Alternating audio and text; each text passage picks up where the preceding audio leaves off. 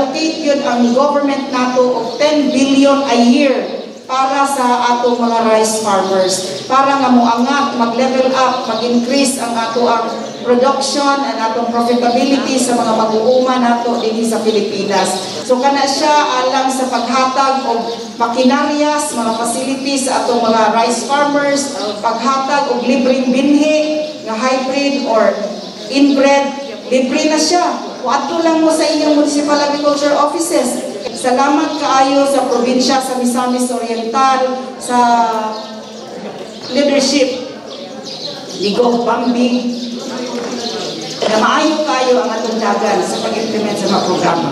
Amahan sa probinsya sa Misamis Oriental kang Gov. Bambi Imano nga kanunay gyud amo ang partner sa pag-implement sa mga programa sa agriculture and fisheries dinhi sa atoang lalawigan.